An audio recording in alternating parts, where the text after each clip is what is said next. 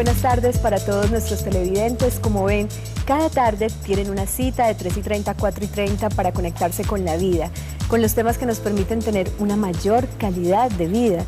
Y las familias y cada uno de sus miembros pueden atravesar a nivel de su salud mental, física, a nivel de la relación con los otros, con el entorno, con lo que pasa en nuestra estructura sociopolítica, con lo que vivimos como país. Muchas situaciones en donde sea necesario buscar ayuda.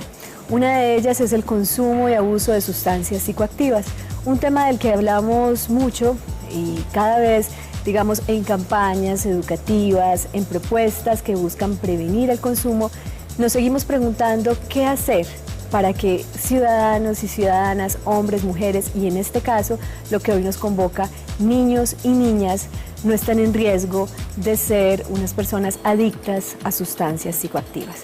Que esto no haga mella en sus vidas, no afecte su desarrollo psicológico, fisiológico, su desarrollo en todo sentido.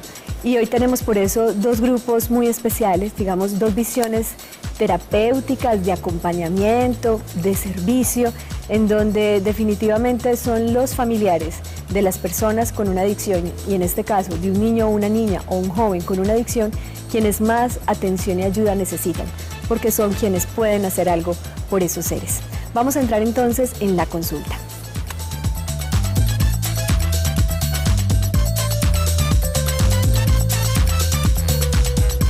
Muy bien. Y en la tarde de hoy tenemos, como les decía, unos invitados muy especiales. Les presento a Carlos Alberto Arias, él es servidor de la confraternidad Naranón, quien nos va a explicar ya más adelante qué significa la sigla Naranón. Carlos Alberto, gracias por venir a nuestro programa. A ti, muchas gracias por invitarnos a este espacio tan importante. Muchas gracias. También está con nosotros Jaime Alberto Rico, él es director del programa ambulatorio regional Antioquia de la Fundación Hogares Claret, licenciado además en Pedagogía Reeducativa.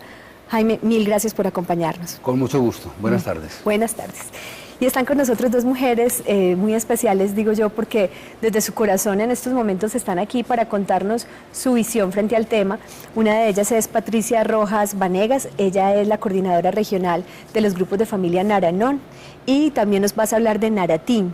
Ya nos dirás qué significa esta sigla como tal y lo que nos quieras compartir como mujer, como hermana, como hija, frente al tema. Muchas gracias por venir. Gracias, muy amable por invitarnos. Muy bien. Y también nos acompaña en la tarde de hoy María Cristina Muñoz. Ella es madre de dos jóvenes que han estado en tratamiento justamente por adicciones y que están, digamos, superando el proceso, obviamente, de algo de lo que hablaremos gracias al acompañamiento de sus familias y a la ayuda terapéutica. Gracias a ti, María Cristina, por venir esta tarde. Muchas gracias por invitarme. Muy bien. Vamos a empezar por definir algo y aquí voy a ir de Jaime a Carlos inicialmente, y es cuando hablamos de una persona adicta a una sustancia, en este caso, ¿de qué estamos hablando? Es decir, ¿cómo se distingue un adicto de uno que no lo es?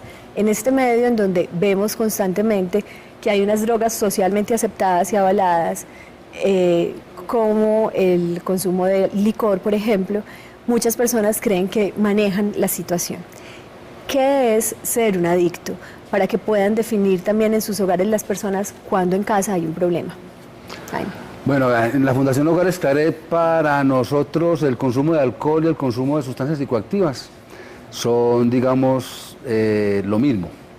Nosotros no hacemos diferencia en el tratamiento de un alcohólico o de una persona con problemas de drogas, sea marihuana, bazuco, cocaína.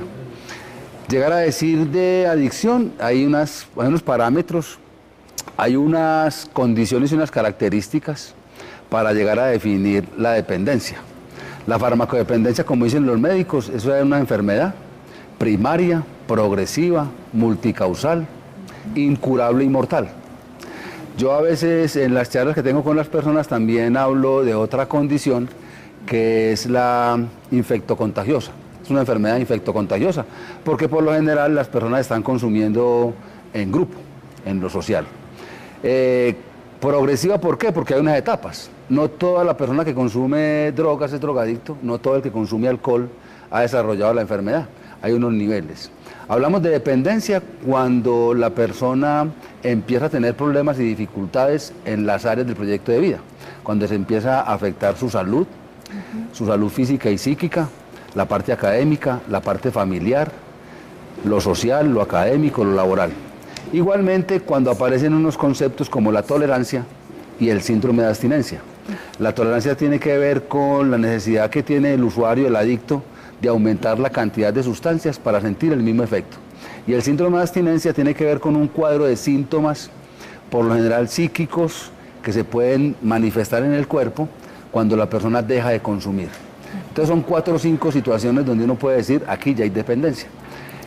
La enfermedad tiene 4 o 5 momentos y yo pensaría que hay un consumidor experimental, que hay un consumidor ocasional, que hay un consumidor habitual y que ya hay una persona que es abusador y en ese nivel de abuso puede haber funcionalidad o disfuncionalidad y podríamos pasar al último momento, que ese ya el consumidor crónico, el farmacodependiente como tal.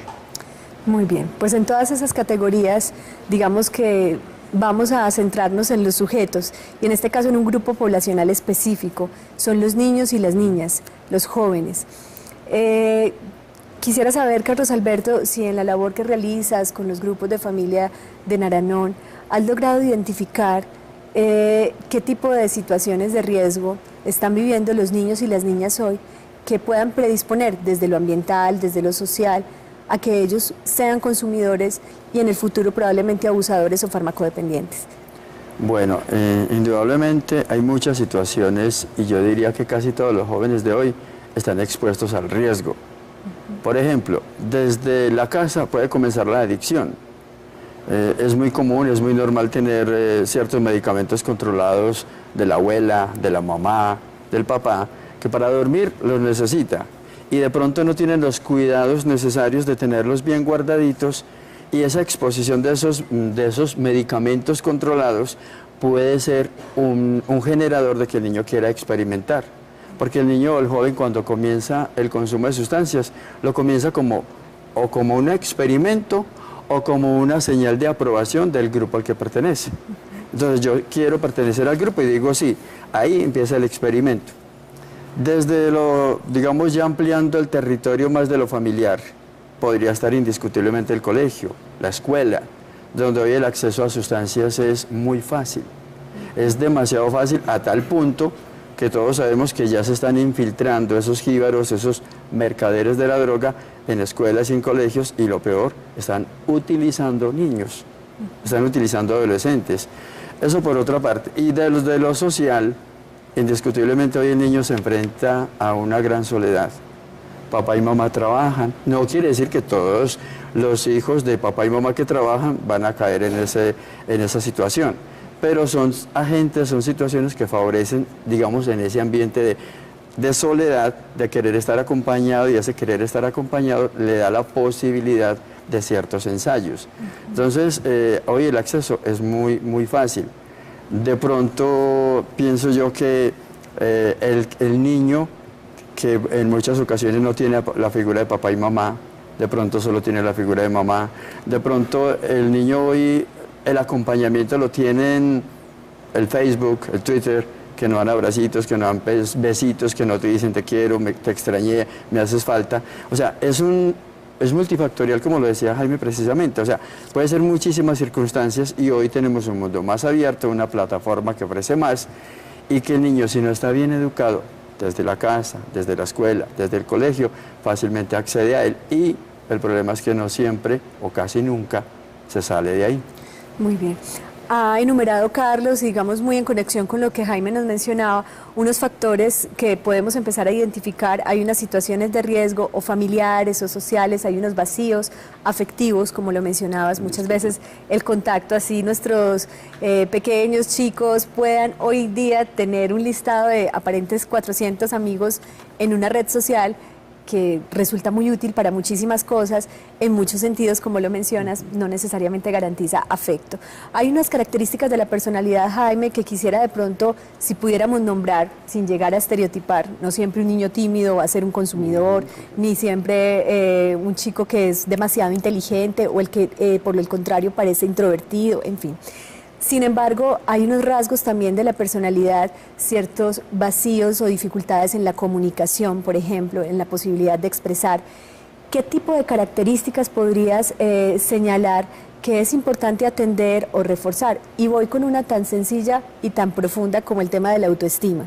Es decir, perfectamente un chico que tiene estas posibilidades de entrar en contacto con sustancias o en el hogar o fuera de él, también tiene algo a nivel de su afecto, de sí mismo, del valor que se da, que puede estar fluctuando.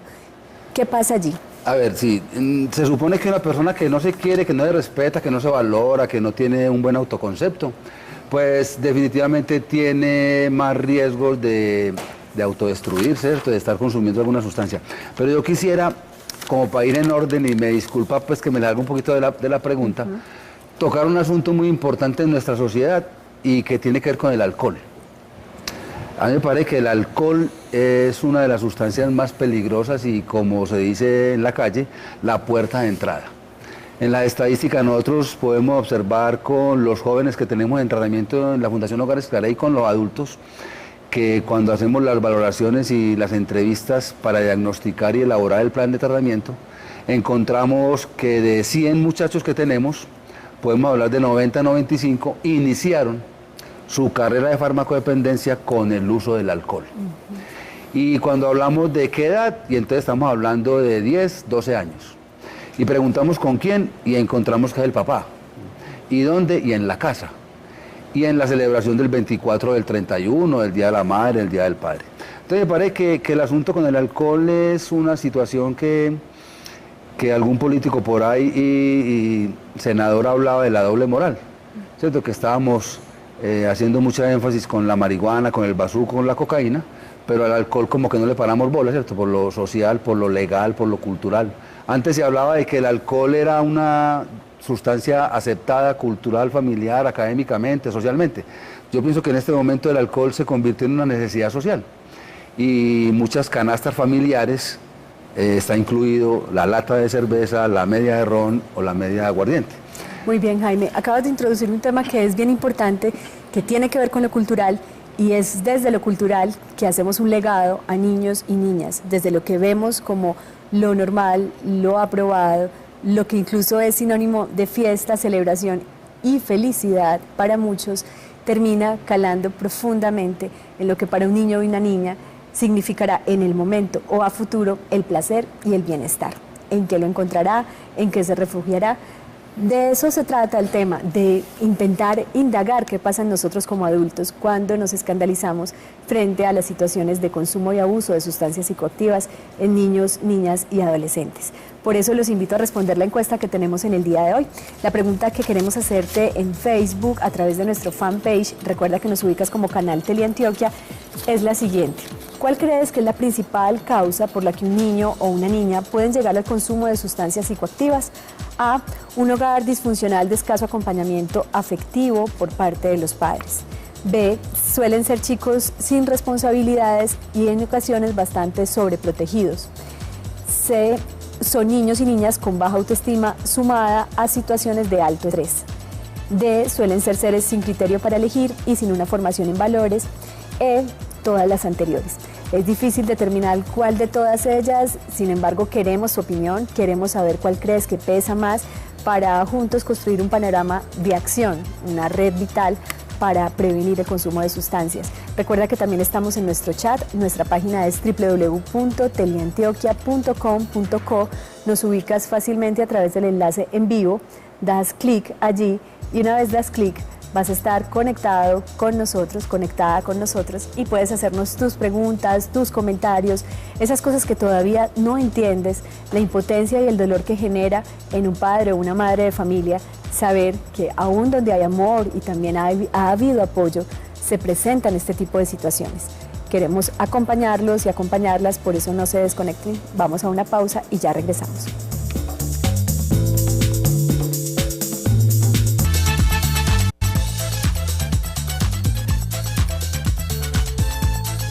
Muy bien, y como ven, estamos haciendo una red vital por entender qué hay detrás del consumo de sustancias psicoactivas en niños, niñas y adolescentes. ¿Qué pasa a futuro con la vida de un ser que se inicia rápidamente en el consumo de sustancias y encuentra en ellas un lugar, un refugio, digamos un efecto benéfico inicialmente y aparentemente, pero que a largo plazo genera grandes dolores. Vamos entonces a conocer estas dos historias que son un paralelo, dos historias además con un desenlace distinto, pero que están unidas por el corazón de dos mujeres que entienden que este es un asunto sobre el que hay que hablar. La vida en red para ustedes.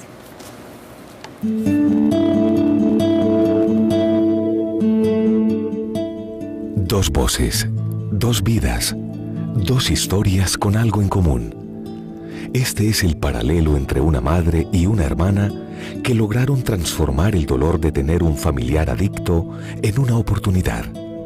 Luces y sombras de dos vidas con desenlaces distintos.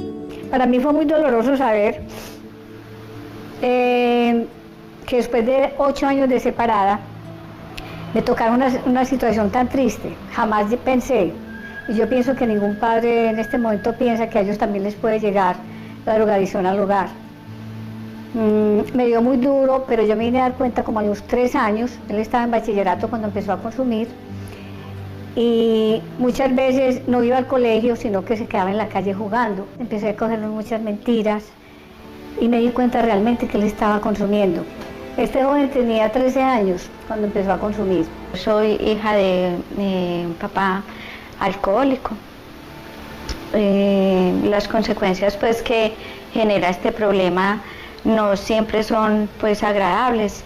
Mi hermano fue el afectado, digámoslo, grandemente con el problema de la adicción. Mi padre falleció, él era muy niño, tenía más o menos como 9 años. Mi mamá tuvo que pues tomar las riendas de la casa, salir a trabajar. Entonces todo el tiempo pues los mayores estábamos en función del estudio, él también estudiaba, pero en el cuidado, como nosotros estamos estudiando, pues no había quien le pusiera mucha atención a él. Pues él tenía más o menos como 15 años, pero desafortunadamente cuando un adicto en casa, cuando uno se da cuenta que hay un adicto en casa es porque ya lleva tiempo consumiendo, no es que dice, él empezó a consumir droga hace 8 días o hace 15, ya lleva bastante tiempo y desafortunadamente la familia es la última en darse cuenta de esto. Nar Anon, una red vital al servicio de las familias de aquellos que padecen una adicción. Escucha activa, orientación e información para dar luz a aquellos que también lo necesitan. Los coadictos. Ya me habían hablado de estos grupos maravillosos, ya me habían pasado el mensaje hacía 2 años y yo renuente pues a llegar allá, llegué arrastrando mi cuerpo, arrastrando todo, mi mente quedaba en la calle, ¿dónde está? ¿Con quién está? ¿Llegará o no llegará? Llegué allá. Entendí que me iba a quedar ahí, algo me hizo quedar ahí. Yo hace 22 años llegué al programa, me quedé solo por la gracia de Dios, por ese Dios que empezaba a concebir en ese momentico, y empecé a darme cuenta que de verdad yo tenía que cambiar muchas cosas. Cuando yo me doy cuenta de este problema, alguien me dice de estos grupos, de la confraternidad Nar Anon. Entonces entro a los grupos y aprendo como un poquito a entender que realmente mi hermano padece una enfermedad que se llama drogadicción. Entonces sigo yo en los grupos y le voy diciendo a qué lo puede llevar la vida que lleva. Solo tiene 3 caminos y son los únicos 3 caminos que conocemos que puede llevar a un adicto que no se recupera, y es la cárcel, el hospital o la muerte.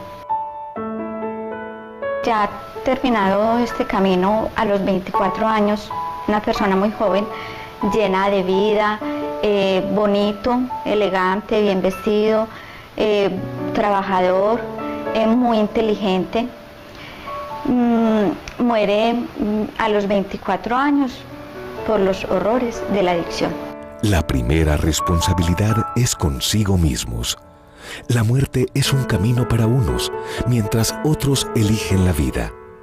En ambos casos, buscar ayuda es una decisión vital.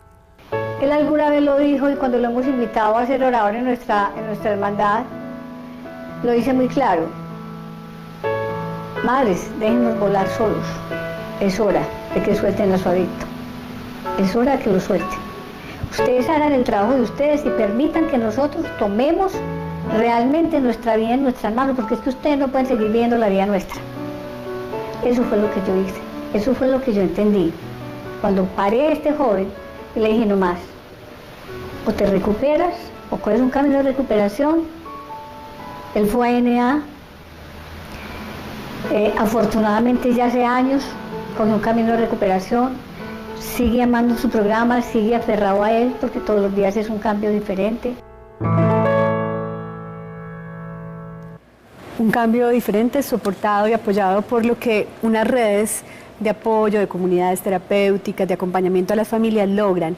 Aquí quisiera, Carlos Alberto, que gracias a estas dos historias y a estas dos mujeres que comparten su testimonio con nosotros, pudiéramos ahondar y profundizar en el tema de qué tan importante es la reacción de la familia una vez se dan cuenta que un niño o una niña o un joven está consumiendo sustancias. ¿Por qué es tan crucial y cuál es la visión de Naranon? ¿Qué significa exactamente frente al tema? Perfecto. Yo diría que es vital. Es una red vital que tiene que tener ese adicto, si escogió, digamos, su camino de recuperación, que la familia esté al lado de él. Que esté al lado no es acolitándole cosas, no es dándole el regalo que porque estuvo no sé cuántos meses en una comunidad terapéutica o porque lleva tanto tiempo en Narcóticos Anónimos. No, es estar al lado, es comenzar también un proceso de recuperación. Es darnos cuenta, porque cuando uno llega a estos programas no sabe que es una enfermedad.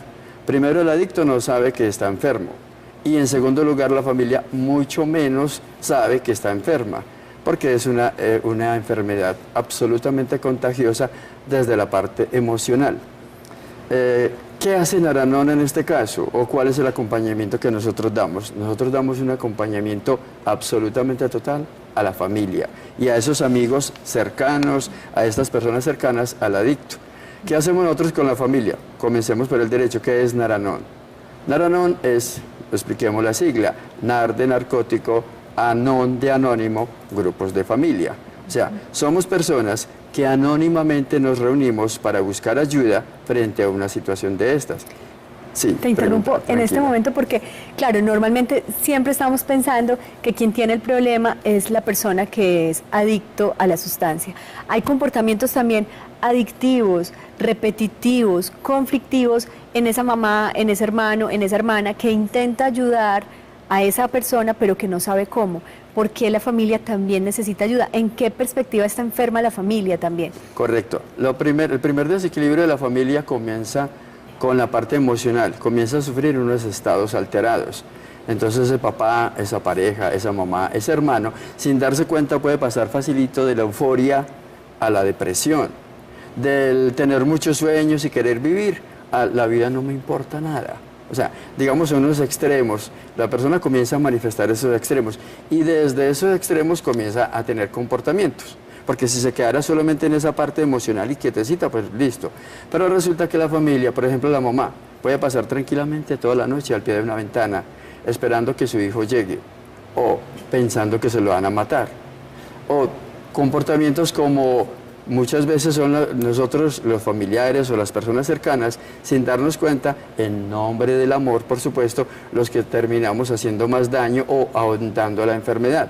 ¿Por qué? Porque acolitamos, porque permitimos, porque nos volvemos exageradamente permisivos y creemos que con dar unos tenis, que comprar un Atari, que comprar un televisor, yo no sé qué, que ya con eso el muchachito, el joven, la persona adicta, que ya se va a mejorar. O excesivamente violentos. O excesivamente agresivos. Pueden haber comportamientos muy digamos, vulgares, porque viene desde la parte del maltrato verbal, desde el maltrato físico. Viene otra cosa que castiga mucho a la familia y castiga, yo diría especialmente a las mamás, la culpa. Yo qué hice mal, yo por qué no hice, yo por qué lo dejé, yo por qué no lo dejé. Entonces son una cantidad de situaciones que la persona comienza como a rebobinar y que le hace que genere comportamientos inadecuados. Muy bien, vamos a seguir hablando de esto y aquí quisiera escuchar también la voz de Patricia y de María Cristina. Antes, Jaime, directamente la Fundación Hogares Claret trabaja en sí con la persona adicta, ¿cierto? Digamos que es un enfoque distinto, digamos, ya aquí estamos hablando del sujeto que decidió emprender un proceso. Y cuéntanos brevemente cuál es la visión que tienen ustedes de cómo puede avanzar positivamente un proceso, de qué depende que un niño o una niña, un adolescente pueda empezar un proceso de este tipo. Igualmente nosotros en Hogares Claret también hacemos todo el acompañamiento con la familia. Nosotros tenemos equipos interdisciplinarios conformados por psicólogos, trabajadores sociales, profesionales en familia, educadores, médicos, psiquiatras, y entonces hacemos una intervención del modelo de comunidad terapéutica, que es un método para intervenir la enfermedad de la farmacodependencia y del alcoholismo. Nosotros partimos de la aceptación del problema. Como decía Carlos ahorita, el adicto y la familia tienen un momento donde niegan la situación. Ellos pueden reconocer que hay problema de adicción, pero de consumo de sustancias, pero no están negando que hay una dependencia, que hay una adicción. Y entonces se justifican diciendo aquellos adictos funcionales, que es que está estudiando, que trabaja, que se baña, que hace deporte, que no está robando las cosas, que tiene una funcionalidad. Entonces desde ahí hay una negación. Igualmente el adicto niega y la familia igualmente niega. Yo quisiera complementar un poco algo de lo de Carlos con respecto a lo emocional en la familia. La familia empieza a sentir culpa, miedo, temor, impotencia, irritabilidad, frustración, una cantidad de sentimientos encontrados por la misma situación. Esa es una característica de la familia coadicta. Y empieza, como decía Carlos, a tener unos comportamientos que nosotros los tenemos identificados como roles emocionales, donde hay uno que se vuelve logro, como tú lo decías, se vuelve agresivo, entonces insulta, ataca, agrede a la persona, y es aquel que dice que es que el adicto tiene que comer, tocar fondo para recuperarse, entonces es el que lo echa a la calle. Pero también hay otro rol en la familia que es el detective, que es el que busca la droga, lo esculca, lo huele, lo sigue, le graba las llamadas. Está la mamá por lo general que es alcahueta, ¿cierto? Que se deja manipular, se deja chantajear, en razón del amor, como decía Carlos. O un salvador que cree que puede decidir por él. Un salvador, él. Exactamente, o el indiferente, el chivo expiatorio. Juegan roles distintos al del hermano, al del papá, al del tío, al del abuelo. Muy bien. Y ahí se empiezan a configurar la familia coadicta. La familia coadicta necesita ayuda. Patricia, como coordinadora regional de Naranón, justamente esto que acaba de mencionar Jaime tan importante, especialmente el tema de la culpa, porque el ogro se siente culpable después, porque el detective se siente culpable después, porque aquel que quiere salvar y redimir, a veces hasta alcahuetear, también se siente culpable después. ¿Qué hacer cuando esos episodios de culpa, cuando esa mamá, ese hermano, ese tío está sintiéndose mal porque no sabe qué hacer? Como comunidad, digamos, como confraternidad, ¿qué le sugerirías? ¿Qué tipo de actitudes? Ya sé que vas a mencionar que buscar ayuda en este tipo de grupos inicialmente y que me parece una oferta maravillosa, pero además en el día a día, ¿qué pueden hacer por ellos mismos? Porque hay momentos en donde el otro es finalmente el que decide, ¿cierto? Sí, claro. Bueno, partiendo de que como conocimiento, pues a través del programa nos damos cuenta de que la drogadicción, que no somos culpables de la drogadicción o enfermedad pues del adicto, pero que sí somos responsables de pronto de un cambio de actitud en la familia. Nos damos cuenta que nuestras actitudes pues a veces afectan demasiado al adicto, pero que afortunadamente tenemos como esa ayuda, digamos, en nuestra confraternidad, a través de reunirnos y compartir esa experiencia. Entonces, la experiencia de que me estoy sintiendo culpable por esto, y dije esto y no era lo que tenía que decir. Entonces, realmente nos damos cuenta que es que estamos en un proceso también de recuperación, ¿cierto? De recuperación de nuestro interior, recuperando como esas, otra vez como el carril de esas emociones. Entonces, eso siempre va a estar como latente en la familia, como esa culpa y a la vez esa vergüenza. Entonces yo creo que es a diario tratar de mirar esa actitud e irla corrigiendo con el conocimiento. Muy bien, muchas gracias. Una de las cosas que pasa también muy comúnmente es que las personas alrededor del adicto dejan de ver su propia vida por estar pendiente de la de él. ¿Qué es importante en este caso? ¿Cómo una mamá o un papá puede seguir acompañando, pero mostrándole también a ese hijo o a esa hija que ellos se están dando un lugar y se están cuidando a sí mismos? De pronto aquí quiero que tú me lo comentes más adelante, pero María Cristina, como madre de familia, pues cuéntanos un poquito de tu historia, el beneficio que has recibido con el acompañamiento de la Fundación Hogares Claret también, y lo que has logrado encontrar frente al proceso de tus 2 hijos. Cuéntanos un poco acerca de ellos, en qué momento iniciaron el consumo, qué sientes frente a ese momento en sus vidas. A ver, no sé exactamente en qué momento empezaron el consumo, pero cuando me di cuenta, busqué ayuda. Una de mis hijas fue a Hogares Claret y entonces por intermedio de ella fue que mis hijos ingresaron al programa. Entonces igualmente empezamos nosotros como familia. Son 2 hijos los menores, son 5 hermanos, Sí. ellos son los menores. Entonces el proceso fue lento, pero yo creo que pues fue muy beneficioso para ellos. En este momento el proceso no para ahí cuando ellos salen de la fundación. El proceso sigue en la casa, pues uno tiene que seguir acompañándolos, tiene que estar en el día a día con ellos. Claro, ¿cuántos años tienen ellos, María Cristina? El mayor tiene 19, el otro tiene 17. ¿Y cuánto tiempo llevan en este proceso, digamos, terapéutico? ¿Fue para ellos fácil decidir sí, quiero hacerlo? ¿O inicialmente en ellos, como en ti, había resistencia, negación, no puede ser posible? Esto de lo que hemos hablado, ¿cómo se vive esa negación? Sí, al principio sí fue la fase de negación. Y de ahí pues sí, mucha resistencia. Igualmente accedieron a ir allá a la fundación y empezar el programa. Y ya después, ya que ingresaron al programa, pues ya fueron como cambiando. Se fue notando ese cambio en ellos. Y en este momento puedo decir que están mejor, están mucho mejor que cuando empezaron en el programa. Muy bien, y es muy bonito lo que dices también, que el proceso continúa y que eres una madre también dispuesta a seguir acompañando. De los factores de riesgo que mencionaba Jaime, como el tema del alcohol, tan socialmente aceptado, el tema de cómo en los colegios que mencionaba Carlos también ya hay, digamos, una oferta cada vez mayor, ¿qué tipo de condiciones consideras tú que marcaron una vulnerabilidad especial en ellos dos? Si reconoces algo que nos puedas compartir también como madre de familia.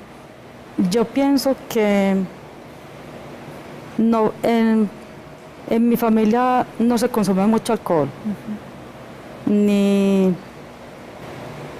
pues nosotros hacemos muchas reuniones familiares, pero el alcohol casi no. Pero yo pienso que fue más como la soledad. Ellos son huérfanos de padre, entonces casi que inmediatamente empecé yo a trabajar también y fue como si hubieran perdido papá y mamá a la vez.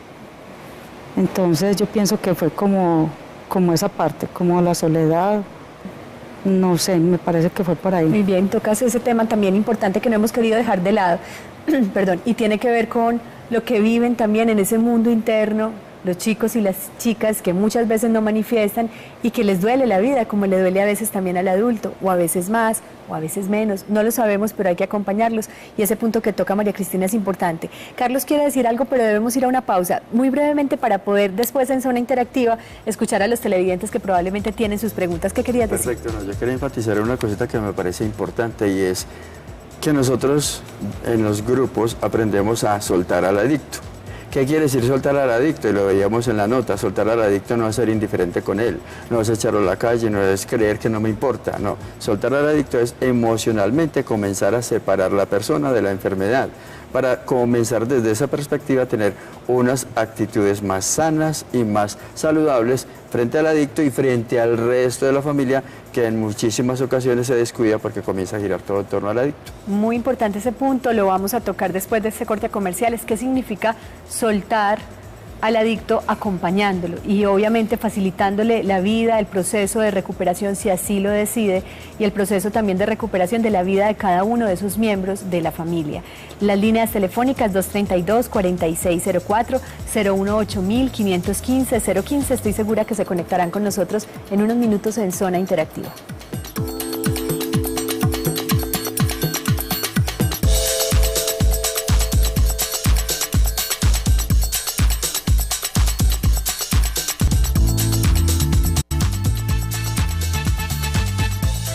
Y estamos conectados con la vida y en este momento entramos en Zona Interactiva.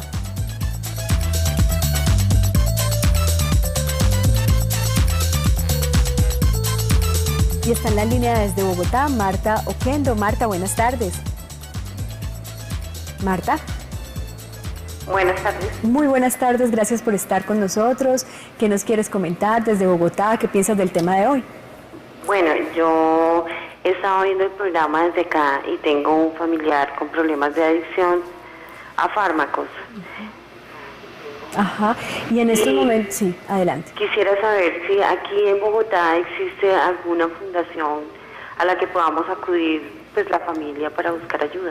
Muy bien, muchas gracias por tu pregunta, por estar interesada en buscar ayuda. Yo creo que te pueden colaborar. ¿Qué le podemos decir a Marta? Bueno, Carlos. le podemos decir dos noticias positivas. La primera, que por ejemplo para el caso de los jóvenes adictos existen en todo el país los grupos de narcóticos anónimos, que son grupos que funcionan exactamente igual como Naranon, pero que trabajan directamente con los adictos, ¿cierto? Lo puede identificar tranquilamente en el directorio telefónico como NA, ¿cierto? O buscar la página de internet. En el caso de nosotros en Bogotá tenemos grupo, ¿cierto? Nosotros inclusive estuvimos haciendo una convención, que es un evento anual que se hace de todos los grupos del país en una ciudad diferente. Entonces estuvimos en Bogotá inclusive. Allá también tenemos grupos. Entonces yo le puedo decir la dirección si la persona quiere estar. Perfecto, o el número de teléfono. El número del teléfono, perfecto. Entonces, vea, le invito a que consulte nuestro correo electrónico, porque ahí le podemos dar datos muy precisos. El correo electrónico es naranoncol@gmail.com. Muy bien, naranoncol. O sea, es como decir de Naranon, Colombia, ¿cierto? Ahí tenemos Hotmail. Y Hotmail, naranonmed@hotmail.com. Perfecto, ese sería Medellín. En esos dos correos electrónicos. En Bogotá, como los grupos funcionan digamos, en lugares aledaños, normalmente a las iglesias o a sedes sociales que nos prestan, en ocasiones no tenemos número de teléfono, pero le puedo decir que en Bogotá se reúne un grupo que se llama Fe y Recuperación. Y ellos se reúnen los martes y los jueves de 3 a 5 de la tarde. ¿Dónde funciona este grupo? En la carrera 16, número 5823, en el barrio Chapinero. Muy bien. De todas maneras, el correo electrónico es como la forma de... Claro, claro. O puede acceder a nuestra página de internet también, que también estamos en internet. Nosotros somos una confraternidad que estamos en más de 40 países del mundo. La sede principal queda en California, Estados Unidos. Y en Colombia, pues también tenemos página de internet. Puedes buscar por Google Naranon Organización y ahí encuentras inclusive los diferentes países también. Naranon, Colombia. Muy bien. Habíamos dejado en punta el tema de cómo soltar al adicto. Y antes de recibir la llamada de una persona que tenemos en la línea, Patricia, ¿cómo sientes que se puede hacer ese proceso? Es decir, muchas personas creen que soltar es abandonar, no interesarse ni por su salud o alimentación, digamos ni siquiera por lo más básico en ellos. ¿Qué significa soltar al adicto? Bueno, Carlos Alberto ahora mencionaba una parte muy importante y es soltar al adicto desde la emoción, ¿cierto? Desde el deseo, como desde la ansiedad, desde el deseo de controlarlo, de quererlo cambiar, de mirar que hoy no esté consumiendo, que si asista al trabajo, que si asista al estudio, bueno, pendiente como totalmente de él. Entonces, soltarlo es como darme cuenta que él tiene que vivir como ese proceso, ¿cierto? Vivir que esa experiencia de que yo no soy capaz por ningún medio de cambiar en él todo ese tipo de cosas, o sea, no soy capaz de hacerlo que no consuma hoy. Entonces, soltarlo es poderle decir, es tu vida, yo tengo otra vida y la vida de otros miembros de la familia que necesitamos también de la atención. Entonces, poder tener con él una comunicación, digamos, una cortesía, bueno, todo eso lo que normalmente se debe de vivir en la casa con los miembros de la familia. Pero no estar atentos a todo, sí, si se movió, sí, si levantó, si absolutamente, hizo, si no comió. Correcto, como que él sea siempre el centro de atracción. Entonces tenemos que darnos cuenta que soltar es también poner la atención en mí y en la otra parte de la familia, que también juega un papel muy importante en eso. Entonces empezar a cuidar esa parte mental que yo tengo, esa parte emocional, para poder transmitirle eso a los demás miembros de la familia. Claro que sí. Muy breve, porque tenemos una llamada en la línea de Jaime. Yo pienso que soltar al adicto también quiere decir apropiarme de mí, ¿cierto? Porque entonces la mamá, el papá, el hermano, el tío empiezan a jugar esos roles y empiezan a perder autoestima y dejan de vivir su proyecto de vida. Entonces, la mejor manera de soltar al adicto es apropiarse de mi proyecto de vida, porque llega hasta el punto de que la persona deja de vivir su propia vida por vivir la vida del otro. Y eso no le ayuda al otro, porque en ningún momento. Una de las cosas que creo que nos da pie esta intervención para analizar, y es que muchas veces también esos comportamientos generan más culpa en el adicto, y la culpa en el adicto también es un tema importante a analizar.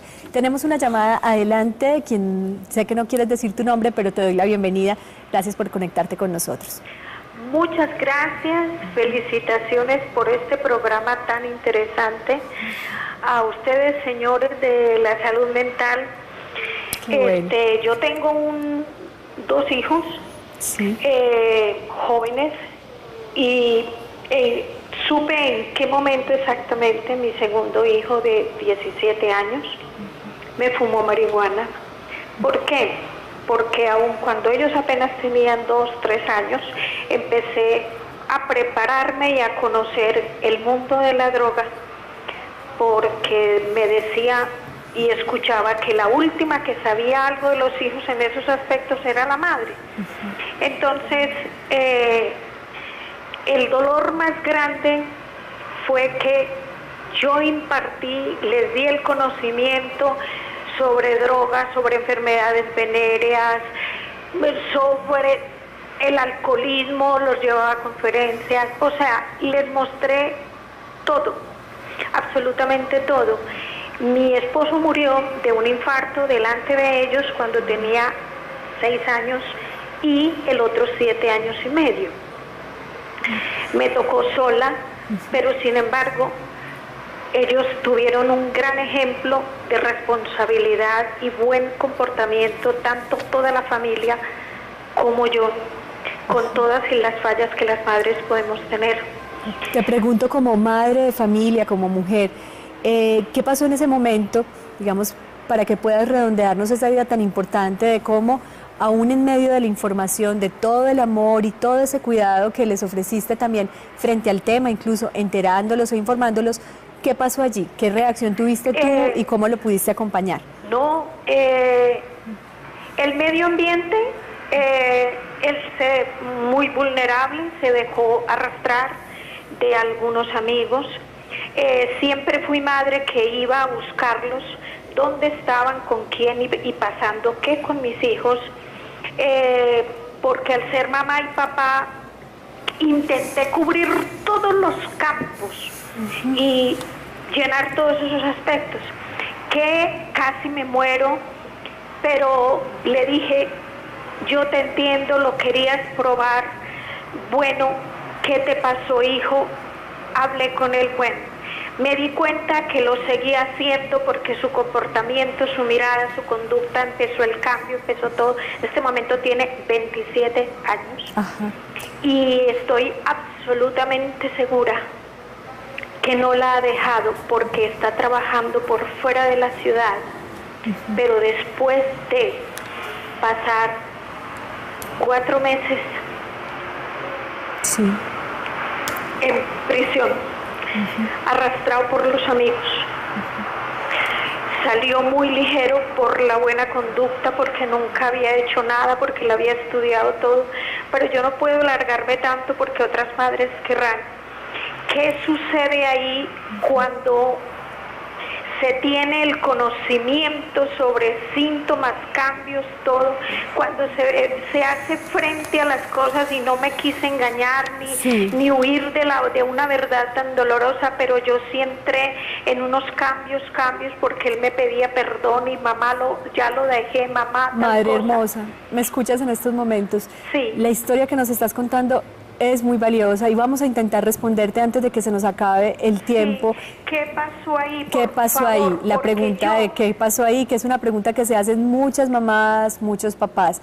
Yo te agradezco mucho, no sé tu nombre, pero muchas gracias. Vamos a responderte. Tenemos otra llamadita en la línea. Toda tu historia ha sido escuchada y vamos a darte una luz. Muchas gracias.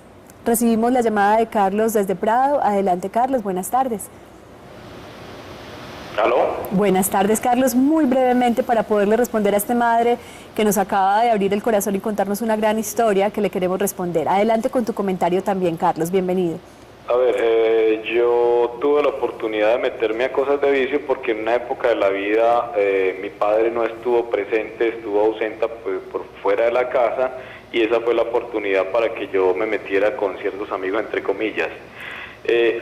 Otro dato es que cuál es la responsabilidad de los que producen el licor. Me parece lamentable los industriales que producen licor, la tragedia que han ocasionado en este país, porque yo tuve un padre alcohólico y se destruyó toda la familia. ¿Cuántos el otro años? punto de vista es Sí. que esta mañana escuchaba un programa, en los programas de radio, Sí. los locutores incitan a los jóvenes al consumo de licor. Eso me parece lamentable. Así Muchas es, gracias. Carlos. Carlos, una cosita, el momento, la edad que tenías cuando empezaste a consumir, ¿cuál era? ¿Cómo? ¿Qué edad tenías cuando empezaste a consumir?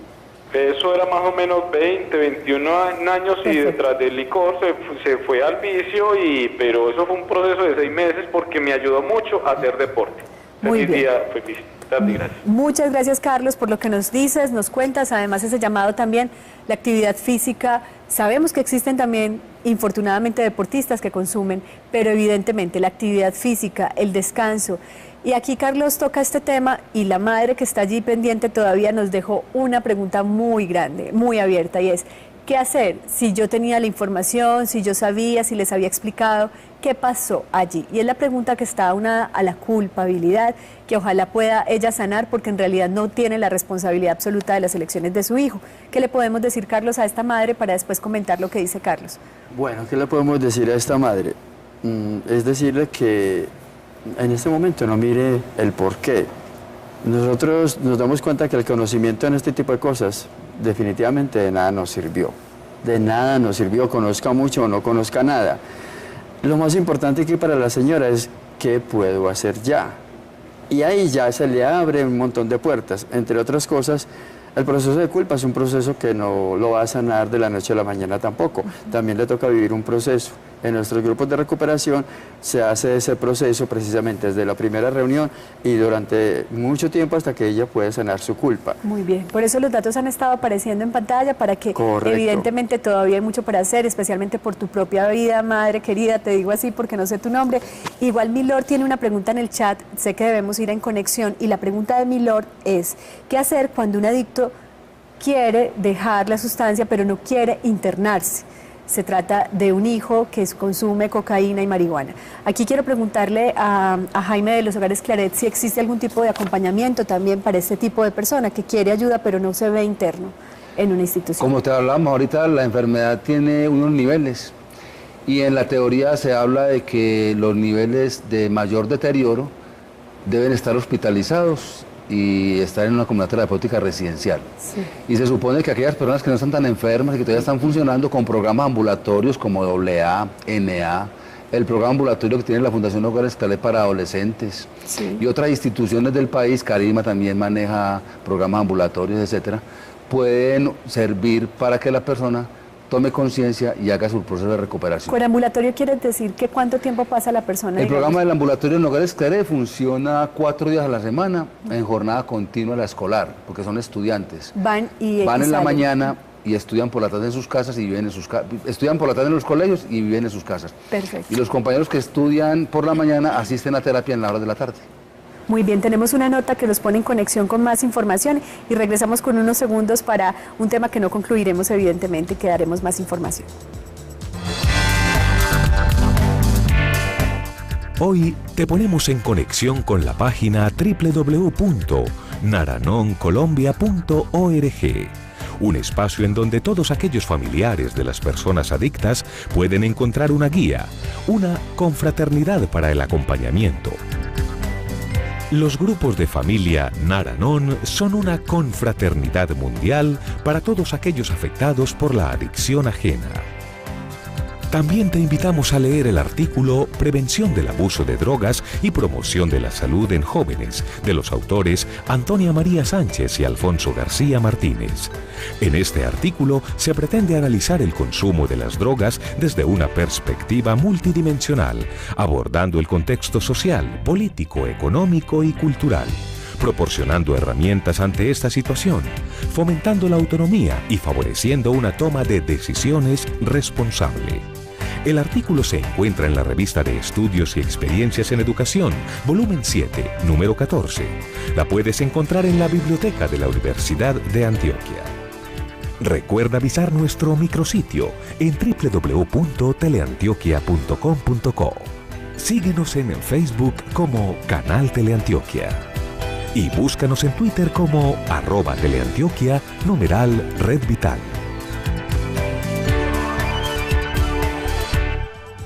Muy bien, el resultado de nuestra encuesta del día, el 80% considera que un hogar disfuncional con un escaso acompañamiento afectivo es una de las principales causas por las que un niño o una niña consume. Se le sume el que los niños y las niñas no tienen una buena autoestima precisamente por la disfuncionalidad de sus hogares y carecen de criterio para elegir.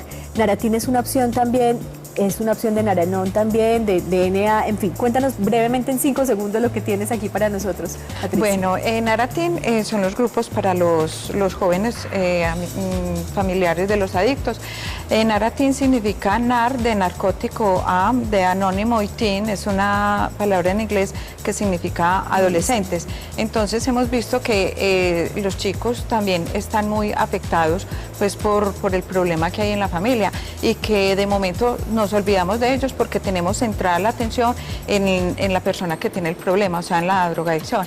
Entonces, para ellos también existen estos grupos para que ellos vayan como allá compartiendo y adquiriendo una información que los va a llevar a comprender este tipo de enfermedad y también les va a ayudar a formar un criterio que los va a tener un poquito retiraditos de ese problema. De este tema. Seguiremos hablando de este tema. No termina aquí. Un aplauso para ustedes. Sigan conectados con nuestra programación y evidentemente mañana con más Red Vital, humanización de los servicios oncológicos. Un aplauso.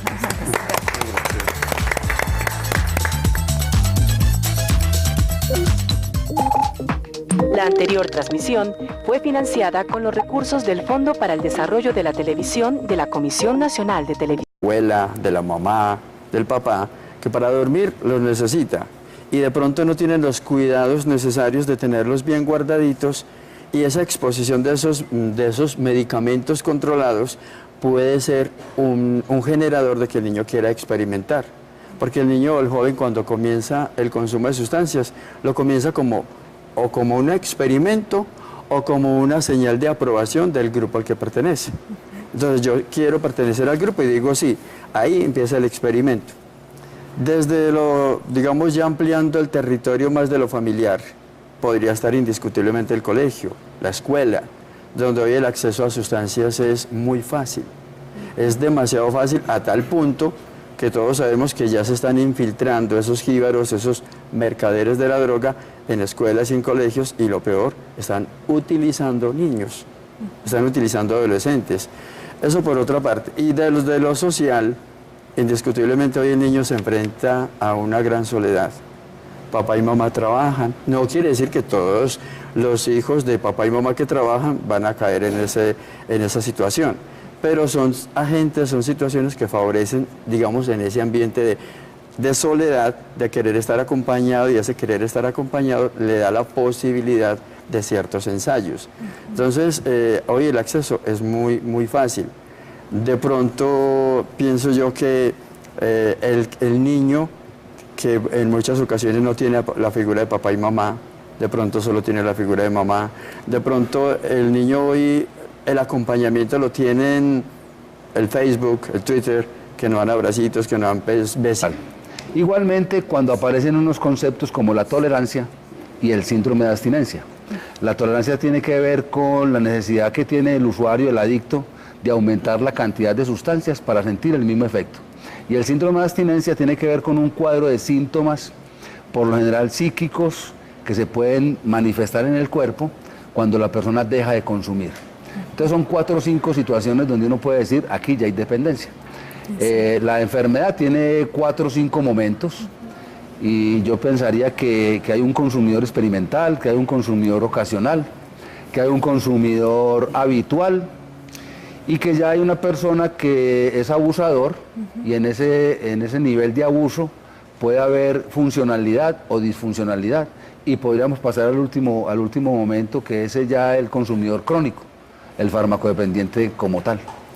Muy bien, pues en todas esas categorías, digamos que vamos a centrarnos en los sujetos y en este caso en un grupo poblacional específico, son los niños y las niñas, los jóvenes.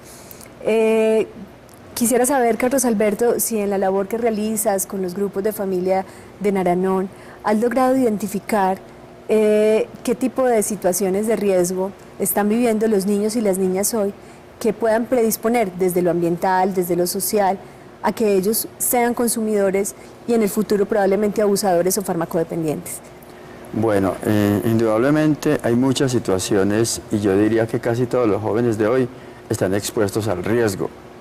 Por ejemplo, desde la casa puede comenzar la adicción. Es muy común, es muy normal tener ciertos medicamentos controlados de la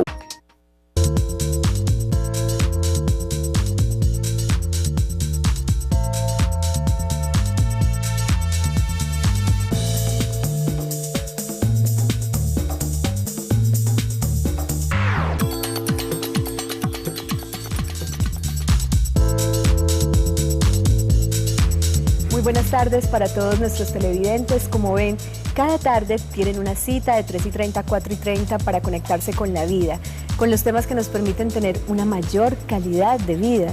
Y las familias y cada uno de sus miembros pueden atravesar a nivel de su salud mental, física, a nivel de la relación con los otros, con el entorno, con lo que pasa en nuestra estructura sociopolítica, con lo que vivimos como país. Muchas situaciones en donde sea necesario buscar ayuda. Una de ellas es el consumo y abuso de sustancias psicoactivas, un tema del que hablamos mucho y cada vez, digamos, en campañas educativas, en propuestas que buscan prevenir el consumo, nos seguimos preguntando qué hacer para que ciudadanos y ciudadanas, hombres, mujeres y en este caso, lo que hoy nos convoca, niños y niñas, no estén en riesgo de ser unas personas adictas a sustancias psicoactivas.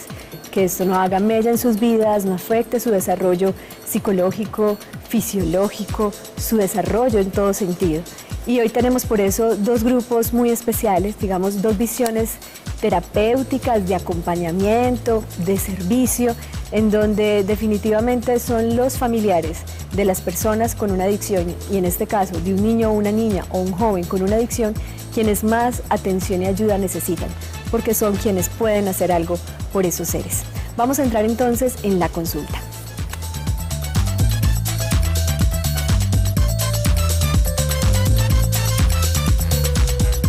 Muy bien. Y en la tarde de hoy tenemos, como les decía, unos invitados muy especiales. Les presento a Carlos Alberto Arias, él es servidor de la confraternidad Naranón, quien nos va a explicar ya más adelante qué significa la sigla Naranón. Carlos Alberto, gracias por venir a nuestro programa. A ti, muchas gracias por invitarnos a este espacio tan importante. Muchas gracias. También está con nosotros Jaime Alberto Rico, él es director del programa ambulatorio regional Antioquia de la Fundación Hogares Claret, licenciado además en Pedagogía Reeducativa. Jaime, mil gracias por acompañarnos. Con mucho gusto. Buenas tardes. Buenas tardes. Y están con nosotros 2 mujeres muy especiales, digo yo, porque desde su corazón en estos momentos están aquí para contarnos su visión frente al tema. Una de ellas es Patricia Rojas Vanegas, ella es la coordinadora regional de los grupos de familia Naranón y también nos vas a hablar de Naratín, Ya nos dirás qué significa esta sigla como tal y lo que nos quieras compartir como mujer, como hermana, como hija, frente al tema. Muchas gracias por venir. Gracias, muy amable por invitarnos. Muy bien. Y también nos acompaña en la tarde de hoy María Cristina Muñoz. Ella es madre de 2 jóvenes que han estado en tratamiento justamente por adicciones y que están, digamos, superando el proceso, obviamente, de algo de lo que hablaremos gracias al acompañamiento de sus familias y a la ayuda terapéutica. Gracias a ti, María Cristina, por venir esta tarde. Muchas gracias por invitarme. Muy bien. Vamos a empezar por definir algo y aquí voy a ir de Jaime a Carlos inicialmente, y es cuando hablamos de una persona adicta a una sustancia, en este caso, ¿de qué estamos hablando? Es decir, ¿cómo se distingue un adicto de uno que no lo es? En este medio en donde vemos constantemente que hay unas drogas socialmente aceptadas y avaladas, como el consumo de licor, por ejemplo, muchas personas creen que manejan la situación. ¿Qué es ser un adicto? Para que puedan definir también en sus hogares las personas cuando en casa hay un problema. Jaime. Bueno, en la Fundación Hogares Claret, para nosotros el consumo de alcohol y el consumo de sustancias psicoactivas son, digamos, lo mismo. Nosotros no hacemos diferencia en el tratamiento de un alcohólico o de una persona con problemas de drogas, sea marihuana, bazuco, cocaína. Llegar a decir de adicción, hay unos parámetros, hay unas condiciones y unas características para llegar a definir la dependencia. La farmacodependencia, como dicen los médicos, eso es una enfermedad primaria, progresiva, multicausal, incurable y mortal. Yo a veces en las charlas que tengo con las personas también hablo de otra condición que es la infectocontagiosa. Es una enfermedad infectocontagiosa porque por lo general las personas están consumiendo en grupo, en lo social. Progresiva, ¿por qué? Porque hay unas etapas. No toda la persona que consume drogas es drogadicto, no todo el que consume alcohol ha desarrollado la enfermedad. Hay unos niveles. Hablamos de dependencia cuando la persona empieza a tener problemas y dificultades en las áreas del proyecto de vida, cuando se empieza a afectar su salud física y psíquica, la parte académica, la parte familiar, lo social, lo académico, lo laboral.